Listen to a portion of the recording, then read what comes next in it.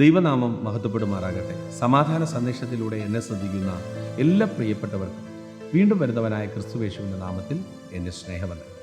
റോമാലേഖനം 10-ാം അധ്യായം അതിൻ്റെ 11 മുതലുള്ള വാക്യങ്ങളിൽ അവനിൽ വിശ്വസിക്കുന്നവൻ ഒരുത്തനും ലജ്ജിച്ചു പോകുകയില്ല എന്ന് തിരുവെഴുത്തിൽ അരുൾ ചെയ്യുന്നുവല്ലോ. യഹൂദനെന്നും യവനെന്നും വ്യത്യാസമില്ല, എല്ലാവർക്കും കർത്താവ് ഒരുവൻ തന്നെ. അവൻ തന്നെ വിളിച്ചപേക്ഷിക്കുന്ന എല്ലാവർക്കും നൽകുവാൻ തക്കവണ്ണം സമ്പന്നനാകുന്നു.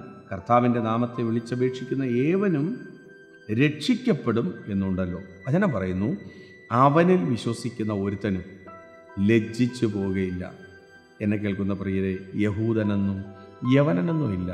കർത്താവിൻ്റെ കാറ്റഗറി തിരിക്കുന്ന സ്വഭാവം ഇല്ല. ജാതീയനെന്നും സുന്ദരനെന്നും ഒന്നും ദൈവത്തിനില്ല. ദൈവത്തിൻ്റെ സന്നിധിയിൽ കർത്താവിനെ വിളിച്ചപേക്ഷിക്കുന്ന ഏവനും രക്ഷിക്കപ്പെടും. ജീവിതത്തിനകത്ത് രക്ഷയുടെ സന്തോഷം അറിയാൻ പുണ്യസ്ഥലങ്ങളും തീർത്ഥാടന സ്ഥലങ്ങളും പുണ്യാളന്മാരൊന്നും കാണേണ്ട പ്രിയരെ, ഈ കർത്താവിനെ ഹൃദയം കൊണ്ട് വിശ്വസിച്ച് വായ് കൊണ്ട് ഏറ്റുപറഞ്ഞാൽ നീ രക്ഷിക്കപ്പെടും. ദൈവത്തിൻ്റെ മുഖത്തെ നോക്കുന്ന ഒരു മനുഷ്യനും ഒരു നാളും ലജ്ജിച്ചു പോകുകയില്ല എന്ന് റോമസഭയോട് പരിശുദ്ധാത്മാവ് ഇടപെടുമ്പോൾ ഈ സന്ദേശം കേൾക്കുന്ന നമ്മളോടും പറയുകയാണ്, ദൈവം നമ്മളെ കൈവിടത്തില്ല. നമ്മുടെ സ്വഭാവം നോക്കി വിളിച്ച ദൈവമല്ല നമ്മുടെ ദൈവം. നമ്മുടെ കുറവും കൂടുതലും എല്ലാം അറിഞ്ഞിട്ടാണ് ദൈവം നമ്മളെ വിളിച്ചത്. മനുഷ്യർക്ക് നമ്മെ ഇഷ്ടമില്ലാതിരിക്കുമ്പോഴും പ്രിയരെ, ദൈവത്തിന് നമ്മെ ഭയങ്കര ഇഷ്ടമാണ്.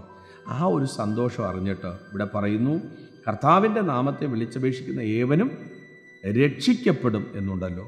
ഈ രക്ഷയുടെ സന്തോഷത്തിനകത്ത് പ്രവേശിച്ച് ദൈവം ഒരുക്കിയിരിക്കുന്ന ജീവിതം സന്തോഷത്തോടെ ജീവിച്ച് ഉയരത്തിൽ കർത്താവ് ഒരുക്കിക്കൊണ്ടിരിക്കുന്ന ആ ഭവനത്തിലേക്ക് പ്രവേശിപ്പാൻ ദൈവം കൃപ ചെയ്യട്ടെ.